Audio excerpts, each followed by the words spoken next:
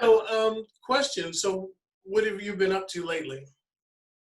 Well, I have been, sheltering in place like the rest of the world. Although, in spite of that, I've actually been pretty busy. I uh, I still have my recording studio in the city. Yeah. I live in East Bay now. Um, but so I've been making trips over there and working solo at the studio. Yeah. Number Really of cool. projects going on. A couple of solo things, a couple of remixes, and crazily enough, I'm actually working on a new Consolidated record right now. Are you kind of trying not to leak that or something? Seem like you. Well, no, the kind of word is out. I've been telling people, it's a struggle though. The same crew, right? Well, it's basically myself and Adam Sherburne, who were the founders of the band, and then Philip was the other member that was it was just the three of us. And then, but he's kind of I guess retired from music or whatever. He didn't want to didn't want to deal with us. So he doesn't have. I know he had a studio for a little while before I left as well, right? Yeah, he had a place here in town, and then he was in LA for a number of years. I didn't really. We kind of lost touch over the years, but I think he's back up in the Bay Area now, and I believe he's like in the alternative pet food industry. So he's like, his I've got thing. a border collie. Yeah. So anyway, that's what he does. But yeah, so what happened is I had Adam down here in town in last January before the shelter in place thing started, and we invited Lynn Farmer to come over. I don't know if you know Lynn, but he was live drummer for Beat Manifesto for many years. Yeah, of course. Yeah. And, Well, yeah, and so I met him during the recording of HipHoprisy. oh yeah, totally, yeah, and then he and I have done like countless projects together over the years, and so he came in and the three of us jammed for a few days, and it was all just literally improv. We didn't have any songs, we're just jamming, and then so at the end of all that, all this raw material, and I started going through it and sent Adam home with a bunch of it, just like rough mixes of the jams, basically. And then so some of them, a couple of them I took and kind of developed in the tracks, and then I've been sending those up to Adam, and he's been working on them, and he's sending me back like some vocals and guitar stuff, and awesome. and things like that. Unfortunately, because of social distancing, he's got an iPad, right? So he's like literally recording his vocals and his guitar into his iPad. So I've got one of those interface. I was doing a lot of stuff in school, so I was like, I'm bringing an iPad. Oh no interface. No. Literally into the iPad mic. We're yeah, that's what we're talking about here. I have a title for that if you want to know what it's called. It's called GT. It's called Ghetto Tech. Yeah, well, there you go. That's so it's and I'm doing the best I can with it, but that's exactly what it is, and so it's it's got lo-fi vibe, and it's so the lo-fi stuff is going to be mixed with the the stuff we recorded with good mics, at my studio early on. So anyway, cool. It's it's going to be interesting, and this is after God, what has it been? At least 25 years since we really attempted to do anything together. So because I've been here, I'm coming up on 15, so I remember I hadn't seen you guys do anything. I think I was at one of your last gigs. Possibly, yeah. The band broke up in '96, really. So Consolidated broke up in '96. I joined Beat Manifesto in '97, and then I played kind of exclusively with Beat from like from like '97 to 2007, and then right after that, I guess I joined Hercules and Love Affair. So that time I was down in in Australia. Yep. That was with Hercules and Love Affair. This is the other band that I was traveling around. I remember I was trying to find a studio and all that stuff for you guys. Yeah. At one point, yeah. Yeah. We wound up. Well, I can't remember how, but we wound up with this rehearsal space in Brisbane, and yeah, we hung out there for a week. So yeah, that was cool. Like that was my only time in Australia, but I was there for like almost a month, and I saw the whole country because we did that that tour. And so we had Brisbane and Sydney and Perth and did we hit Adelaide? I'm not sure. But anyway, I did manage to see the whole country, which was pretty cool. Or the populated areas of the country anyway. So question, how did you guys get back to even starting to write and just kind of jam? Where did that idea come from? Well, honestly, people have been kind of since Trump, people have been bugging us. They're like, oh, we need a Consolidated reunion. Oh God, you guys have got to get back together. And, and for the longest time I was going, no, we don't. What you need to do is, a group of young people needs to start, a band that has some socially conscious, message and about it. No one wants to hear our old asses, Nah, you guys are too hip, and it's you guys are still current. You're very much. You got to remember. The reason I'm calling you because I feel as though you're a great pioneer. That's sort of like people just go, oh, it's Mark Pistel. He's in. We know him. He's cool. It's like they don't really think of it as the way I do. When I said remix something for me, I was thinking, ooh, he can make anything into great sound. Bag of potato chips.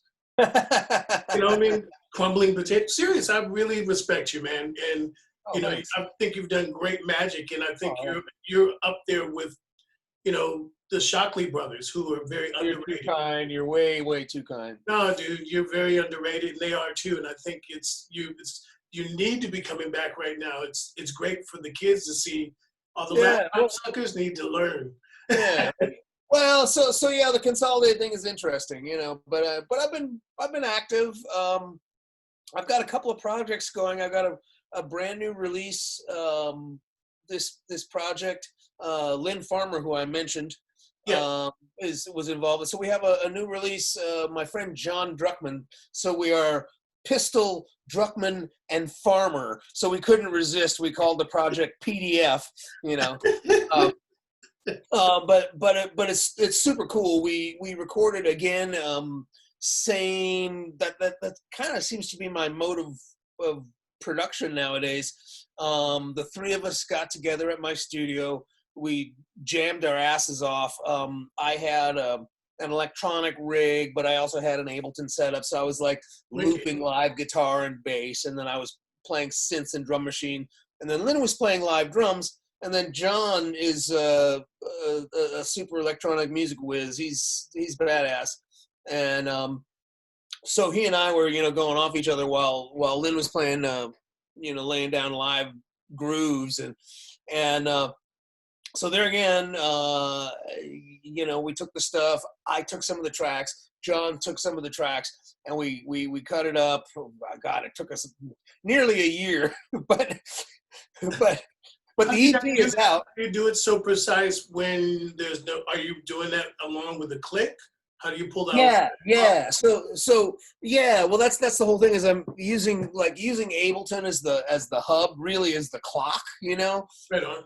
And then so we're all on headphones, and then so I'll have the clock in Ableton will be like driving my drum machine, and maybe a sequence, an analog sequencer on a synth or whatever. So it's, I got some stuff blipping along. Get some ambience. Time. And then Lynn hears that, and so he's jamming along. He hears the drum machine and the synth sequence, so he can play along, in time with that. And then John and I would send like MIDI clocks, so all of our arpeggiator stuff would be in sync. See, you downplay it. It's just like sitting here as out and out nerd now. I'm going, ooh, yes.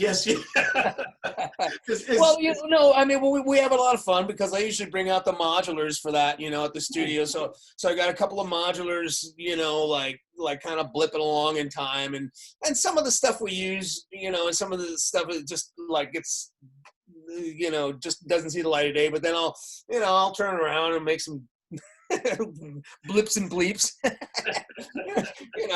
some of them will get used. And but it's good fun. It's a nice fun way to jam,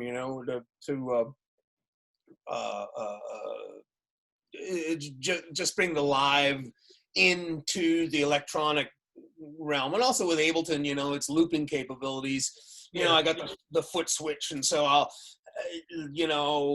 be playing like bass or something along with Lynn, and then I'll just like record an 8-bar loop of it, and then that thing will keep going, and then I can free up my hands to do other stuff. And so what do you feel like about this type of recording compared to the way you recorded Consolidated back in the day? Oh my God, it's like night and day.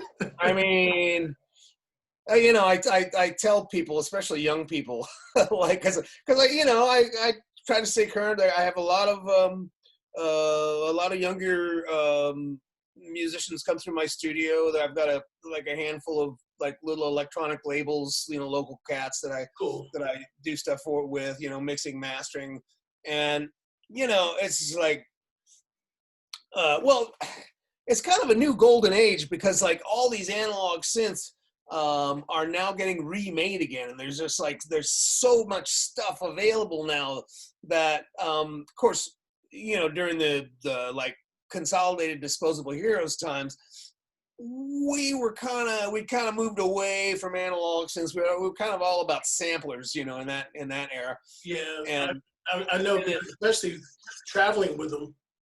Yeah, but I mean, the point is with a damn Akai, and it'd take you half the day to get your beat in time, let alone all the other stuff. Nowadays, technology has come a long way since then, and making electronic music is a lot easier, but it doesn't make it any easier to make good music. In fact, in some ways, I think it's harder to make good music because there's so many options just at your fingertips that one can just start adding layers and layers of crap that's just like going nowhere. I mean, yeah, where's the beef? Yeah, exactly, and it's easy to do, and it's easy to get caught up in that trap. So like,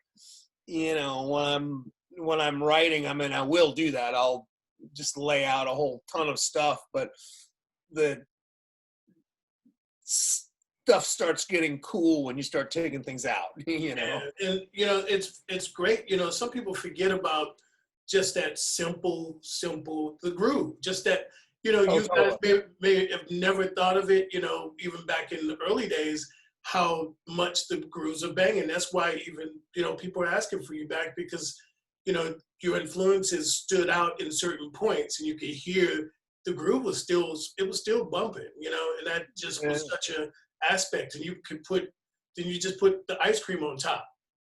Yeah, for sure. And the great voices, the great, the riffs and stuff like that. And that goes heaps. And it's still, I still got cassettes, dude, of you. Here. I got all my tapes. I got all my stuff. Rad. I jump in students' cars that have, buy an old used car with a cassette player in it. And I'll, jump in every other time with different tapes. So you must be influenced.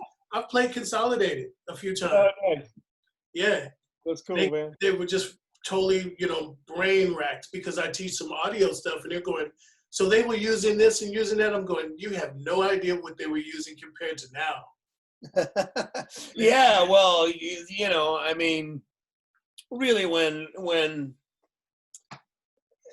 I don't know, there were so many big game changers. Ableton was a big game changer, you know, with pitch and time. I mean, I guess there was Acid before that, but I did rock Acid when I first got here. I was using, and then I was working with another DJ / producer that moved here from Brazil, and he loaded Ableton on my setup, and I'm like, well, I don't want to learn anything else right now. yeah. I still running. I got Ableton 10 here. Yeah. No, Ableton's great. I mean, it's a big game changer. I mean, I still mix in Pro Tools, and honestly, at the studio, I kind of, I guess my production style is a little throwback. I just because I'm old. What can I say? You know.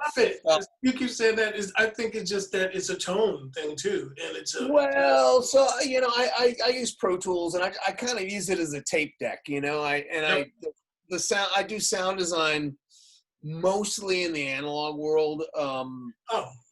You know, I mean, I will. Yeah, I get into modulars and I like a lot of vintage stuff, vintage synths. It's back. You know, I mean, I will do some, you know, digital processing and obviously editing, but if I'm looking to create a sound, I usually don't go for the laptop. I usually head for the modular. You know what I mean?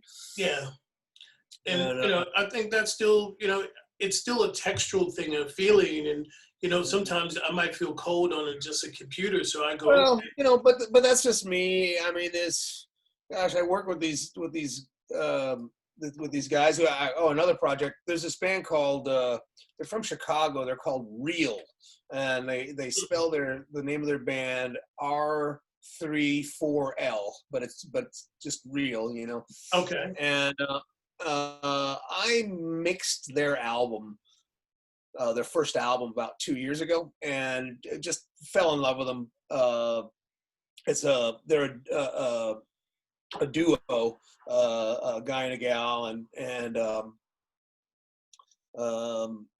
anyway, yeah, where I was going with this is both of them are like complete like Ableton experts. So when we're collaborating, you know, I'll give them some stuff, and they'll get into Ableton, and like an hour and a half later, they'll have things like totally flipped and yeah. like so I go, but that's, you know, and I'm like, yeah, okay, I get it, but that's them. That's their world, yeah. And I mean, I've been doing tutorials for, you know, or helping small universities around that do audio here.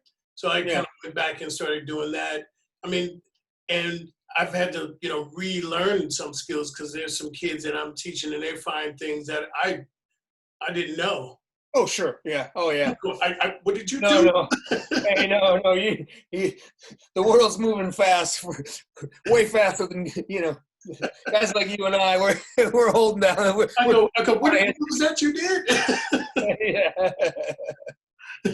But you know, the thing is, you know, I think a lot of the music style is the content, and that's why I think you guys are going to be so relevant, or still are very relevant, because it's what you're going to have to say, and I'm sure it's just sadly, gonna be, all the stuff we were saying in the '90s applies like double today. So it's kind of sad, really. Yeah, because you thought it would change a lot more. Yeah. Oh yeah, absolutely. So what are you guys planning to do? Are you just going to plan to release it, and if we have clubs back? I mean, it sort of came about because we had some people bugging us, and there were a couple of booking agents. We had a European booking agent was asking, you know, and so there's a possibility when all this shelter-in-place stuff is done, that we may put some sort of a live thing together. That's not definite, and I don't know. We'll see. But you know, I'm excited to hear a record. You know, and I gotta say, you might feel weird. It's time. You've got the technique, and you've got the means. Excuse me. You got to do a video. Yeah, with the Consolidated thing, yeah, there's this woman who's she lives in Israel now, but she was in the Bay Area for a long time, and kind of a friend of the band, and I mean, we've known her like, oh, I don't know, like since the '90s anyway, but yeah, she's a very accomplished video artist, and she and Adam have been collaborating on. He's been sending her some of the raw tracks, and she's been sending back some really cool videos. So yeah, there'll be some there'll be at least I'm hoping two different videos, two different singles with video. That's cool. See, that's, and you know, there's so many platforms to, you know, to show it and use it and get that out there. And I think it'll be great, because I think it'd be great if you did it. Even I'm pushing, do a little bit of behind the scenes kind of thing of where you talk about the process, and even a little bit about the politics, because people want to hear it more than ever. They're hungry for that type of thing. And you know, documentaries and all that kind of stuff are beautiful. You've got a rich history, more than what we're even talking about. And I think that's, like I said, you're an icon for the Bay Area and beyond that. No, well, you're a dude. You're very kind, but you know, I'm sure I have respect for you. You think you're just this dude that pushes buttons and goes beep, beep, beep, beep. Well, you know, and yeah, well, this COVID time, as sad as it is, you know, giving me time to kind of reflect and get into my art again, and kind of feel like an artist again. Look what I'm doing. Yeah. I've even played with Charlie recently. That's awesome. That's awesome. Well, oh man, I've seen a couple of Charlie's live things on Facebook, and yeah, I hadn't connected with dude in years, man, and I was watching him, so I started typing in, and he saw me and said hi, and you know, and, oh man, he's sounding great. He's been going off. He's been doing all these things on Instagram every week, and he's live there and doing these chats. And him and I did an interview on there, and it was about, I think it was we did a live interview. I think it was maybe 1,000 people jumped on. Oh, rad. It was crazy. Yeah, man, Charlie's a star, bro. Come on. We talked about you quite a bit, and it was heavy, oh, because nice. We just went through some times to talk about how he didn't really realize what he was doing in that time. And I said, dude, it really set up an iconic time for your playing. Yeah. It changed and putting him on top of the things that you were doing too. Yeah, well, I mean, it was interesting, and I feel really blessed to have, you know, seen and recorded Charlie when he was like in his infancy. You know, he was like, I think he'd only been on that 7-string guitar for maybe a year or two, and he, you know, I mean, he was already an amazing player, but you know, getting that whole lower string thing going on while he's, you know, playing the bass line with his thumb and the chords with his 2 fingers and the melody with his. Now, when you see him do it, you can't tell he's playing the bass part as much. It just looks like somebody's kind of busy. Yeah, no, but it's amazing. Yeah, he's. But yeah, no, it was really cool to be there at that time. You know, I've met some people through that. You know, even through his and I interview chatting thing, and we went back to like even touring with Billy Bragg and stuff like that, and then people joined in talking about just the production and saying how much that music for that time and where it is again in our lives now, that how much it was needed. And we talked a lot about your production, and we talked about the politics of that time. And then you're saying you guys are recording, it's a perfect link, you know, to that. It's going to be a great bridging. Not just because of politics, but just, you know, musically, people are wanting to hear something of that electronic basis, but with some deeper content, because a lot of stuff is so unfortunately disposable. Yeah, no, I agree. Well, you know, we'll see. It's interesting. I'm pulling out all the stops, man. I even busted out my old Emacs. I got some like I got some. Wow. you know, it's that 12-bit like grainy sample sound. I got you know, some of these tracks I layered with a few Emax samples just to get that vibe. And Wicked. See, the cool thing is, when you hear it, you'll have to tell me if it sounds like 1989. It kind of does to me. Give me flashbacks. Yeah. That's funny when you say 89. I think about, you know, we're going through this and the different times of things we've gone through. Think about the earthquake in San Francisco around that time.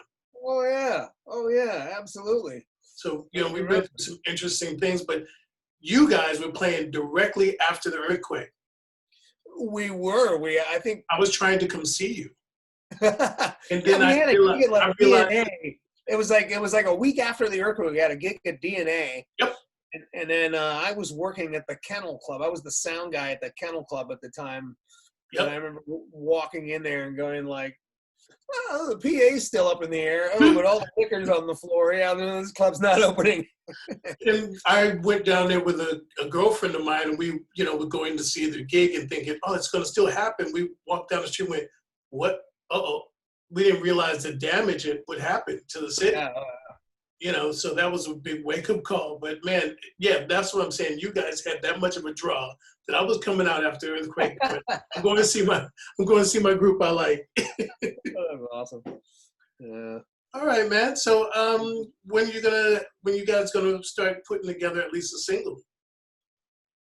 Well, it should be coming up pretty quick. I mean, I actually saw a rough cut of the video today, and the mix is pretty close. We're still going back and forth with a couple of the elements in the mix and the arrangement. Of course, you're mixing all of it. Yeah, well, I am, but under Adam's direction, it's it's a collaboration, and which also makes it a little harder for me. Believe me, anyway. Is he listening to an iPad? There were reasons the band broke up. Did you hear what I said? Is he listening to an iPad? Yeah, well, yeah. He probably is, yeah. But anyway, so yeah, you know, I am doing the mix, but you know, but it is a collaborative thing, so I'm adhering to you know, what he wants in the mix and so forth. But so yeah, we're getting close with a mix of one of the tunes, and then I'm kind of hoping probably the next week or so I'll get it mastered. And then we might do a little pre-release with just one tune.